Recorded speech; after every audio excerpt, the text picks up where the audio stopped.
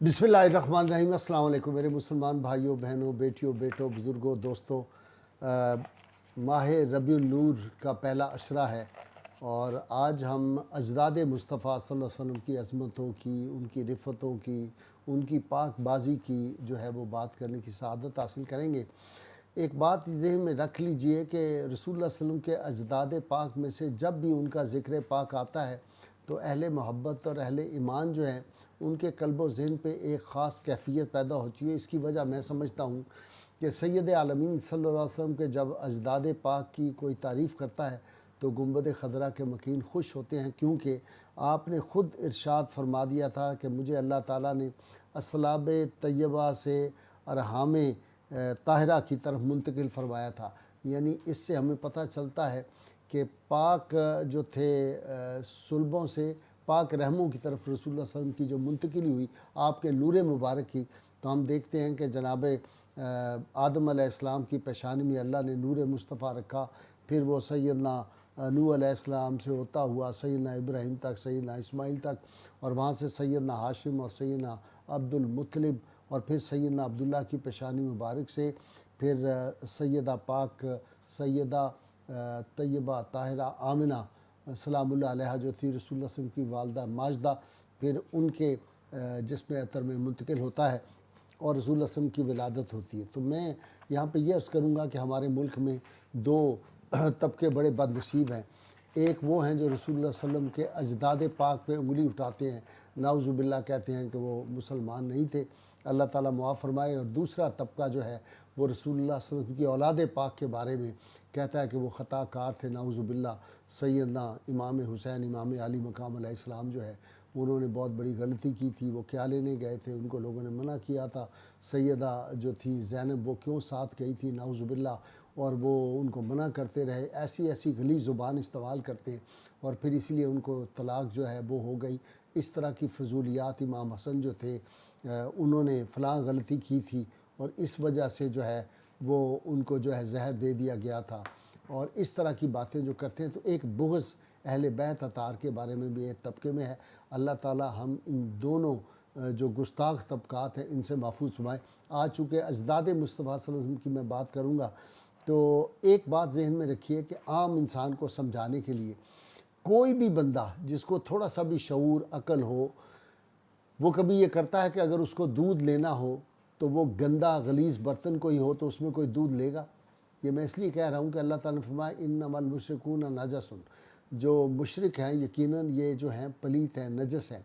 तो अब आप अंदाज़ा कीजिए कि नूर मुस्तफ़ा सल्लल्लाहु अलैहि वसल्लम अल्लाह ताला कभी किसी ऐसी हस्ती की पेशानी में या किसी ऐसी माँ के बतन पाक में उनको मुंतकिल कर सकता है? ये सोचा भी जा सकता है। अब मैं आपको बताना चाहता हूँ कि सैयदा आलमीन सल्लल्लाहु अलैहि वसल्लम आपकी जो थी औलाद पाक सैयदा फ़ातिमा का देखें ना रुतबा, कि आपने ख़ुद फरमाया कि उनको हैज़ और नफास से वो पाक रखा अल्लाह ने। सैयदा पाक सैयदा फ़ातिमा की ये शान थी। अब आप देखें सरकार मदीना सल्लल्लाहु अलैहि वसल्लम के नाना जान जो थे उनका नाम वहाब था, जिसका मतलब अताओ बख्शिश होता है। आपकी नानी जान का नाम बर्रा था, जिसका मतलब नेकोकार पाकबाज होता है। तो अब सैयदा पाक जो थी और रसूलुल्लाह सल्लल्लाहु अलैहि वसल्लम के जो अजदाद पाक थे, एक बात अगर आप जहन में रखें तो आपको सब बात समझ आ जाएगी कि हुज़ूर सैयद आलमीन सल्लल्लाहु अलैहि वसल्लम तो अगर किसी कपड़े को से आपने हाथ साफ़ कर दिए खाना खाने के बाद, उस कपड़े को आग में डाला जाता था, हदीस में मौजूद है, तो उसको आग नहीं लगती थी।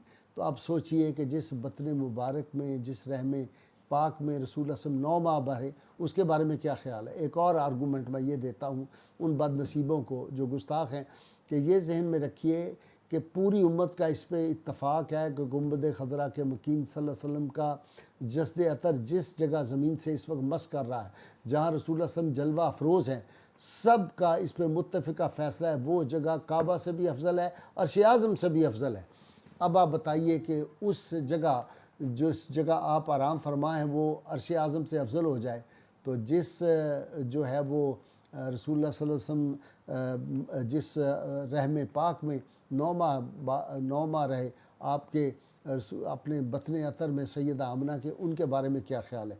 इसी तरह आप देखें कि हज़रत यूनुस अलैहिस्सलाम का हम देखते हैं کہ آپ جس مچھلی کے پیٹ میں رہے تھے وہ مچھلی جنت میں جائے گی۔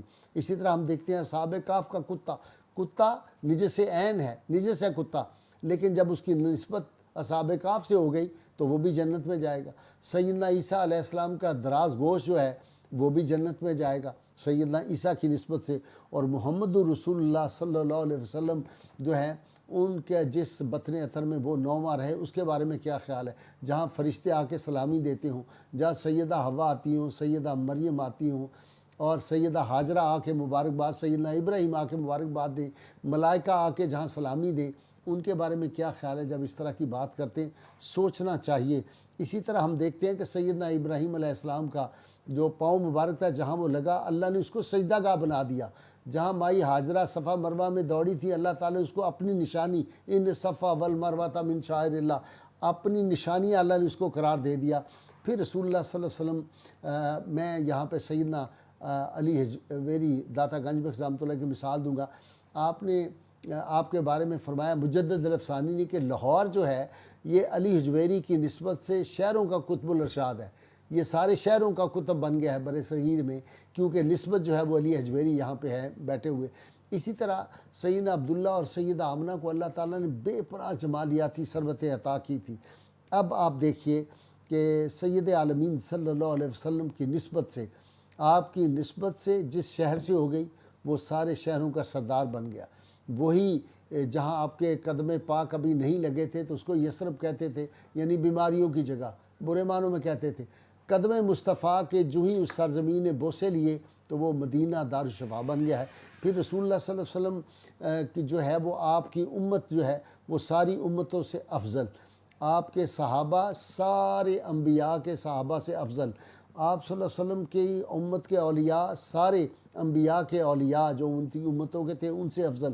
پھر آپ کی امت کے علماء جو ہیں وہ بنی اسرائیل کے انبیاء کے برابر ان کو قرار دیا گیا۔ سارے انبیاء کی امتوں کے جو علماء تھے ان سے رسول اللہ صلی اللہ علیہ وسلم کی امت کے علماء حق، یہ ملا 2 ٹکے والے جو بیچنے والے ہیں، جو گستاخ ہیں، جو اپنا ایمان اور ضمیر بیچ دیتے ہیں، ان کے بارے میں میں نہیں کہہ رہا، علماء حق جو ہیں وہ بنی اسرائیل کے انبیاء کے برابر ان کا درجہ۔ اور یہاں تو اب یہ بھی بد نصیبی ہے کہ امام اعظم کے بارے میں ایسی غلیظ باتیں جو ہے وہ یہاں وہ لوگ کرتے ہیں جو امام اعظم کو مانتے ہیں۔ ان کگوں کوڑوں کو پتہ ہی نہیں کہ ہم کیا کہہ رہے ہیں، کیسی گستاخی کی ہم بات کر رہے ہیں ان کے بارے میں۔ پھر آپ دیکھیے کہ رسول اللہ صلی اللہ علیہ وسلم کا دین سب دینوں کا سردار، سب ادیان سے افضل۔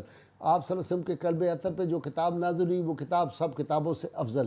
تو اس لیے جب بھی کوئی بات کرے رسول اللہ صلی اللہ علیہ وسلم کے حوالے سے، پھر آپ دیکھیں آپ کے تو موئے مبارک صحابہ کہتے تھے کہ جب ہم فوت ہوں تو ہمارے ساتھ رکھ دینا تبرک کے طور پہ۔ آپ کے جو ناخن مبارک تھے، آپ کے موئے مبارک اگر پانی میں گھول کے پلا دیا جاتا تھا تو مریضوں کو شفا ہو جاتی تھی، آج بھی مریضوں کو شفا ہوتی ہے۔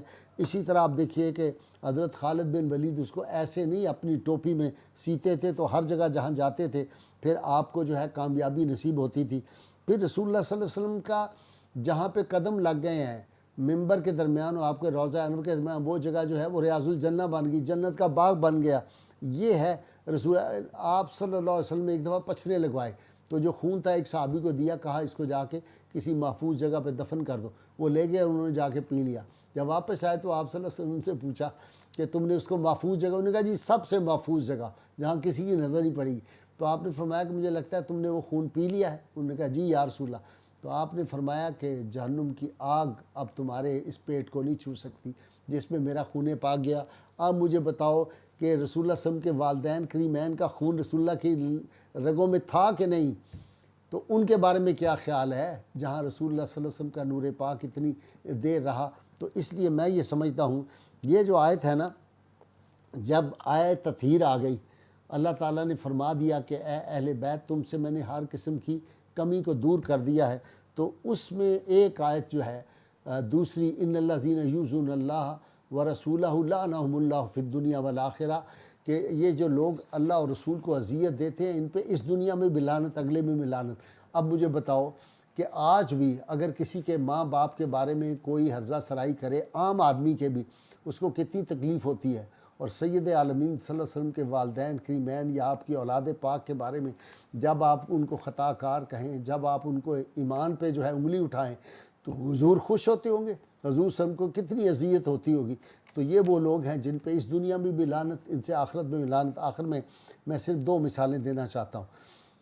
ایک تو آپ کو پتہ ہے کہ ہمارے ملک کے ایک بہت بڑے عالم دین ہے سینیٹر ساجد میر، جو اہل حدیث مسلک سے ہیں۔ ان کے والد حضرت میر ابراہیم سیال کوٹی، جن کو میں رحمۃ اللہ علیہ کہتا ہوں، ان کی کتاب میں نے عرصہ پہلے پڑھی تھی، جس میں انہوں نے لکھا کہ جب میں رسول اللہ کی سیرت کے بارے میں لکھ رہا تھا تو حضور کے والدین کی مین کے ایمان کے بارے میں لکھنے لگا، تو کہتے ہیں کہ میرے کب کبھی طاری ہوگی، میں نے 2 نفل پڑھ کے پھر جب میں نے قلم رکھ دیا اللہ کی طرف توجہ کی اس کی بارگاہ میں کہ جو صحیح بات ہے وہ، تو کہتے ہیں میرے قلم نے اس وقت لکھ دیا کہ رسول اللہ کے والدین کی مین با ایمان تھے۔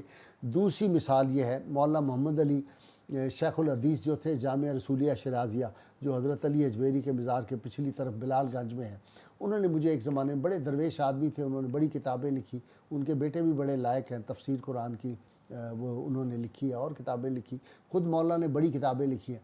مجھے انہوں نے دعوت دی، خاص طور پہ مجھے بلایا اور کہنے لگے میں نے آپ کو بلایا، اور بڑا انہوں نے دیسی مرغ اور بہت اچھی قسم کا وہ جو تھا کھانا، گاجر کا حلوہ وغیرہ ساتھ انتظام کیا ہوا تھا، تنور کی روٹی گرم گرم، مجھے یاد آتا ہے، ساتھ میرے پیر نعیم شاہ صاحب۔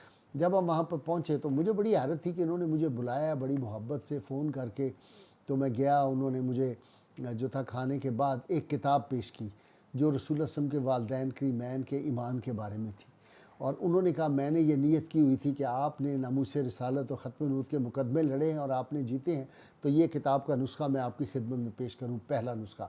مجھے انہوں نے وہ نسخہ دیا، نئی کتاب تھی، اور ساتھ کہا کہ کرم یہ ہوا کہ جس دن میں نے یہ کتاب مکمل کی اور یہ کتاب آئی میرے ہاتھ میں، تو انہوں نے کہا اس رات مجھے سید عالمین صلی اللہ علیہ وسلم کی زیارت پاک ہوئی اور آپ نے خوشی کا اظہار فرمایا۔ یہ انہوں نے مجھے واقعہ مولانا جو تھے محمد علی صاحب رحمۃ اللہ علیہ شیخ الحدیث، انہوں نے مجھے خود سنایا تھا۔ تو رسول اللہ صلی اللہ علیہ وسلم کے والدین کی مین یا آپ کی اولاد کے بارے میں اپنی زبان جب کھولیں تو 1000 مرتبہ جو ہے اس کے بارے میں سوچا کریں۔ حضور صلی اللہ علیہ وسلم کا ذکر پاک یہ بھی انڈائریکٹلی حضور کا ذکر ہوتا ہے، 1000 بار بشوہم دہن بمشک و گلاب، ہنوز نامے تو گفتن کمال بے ادبیس۔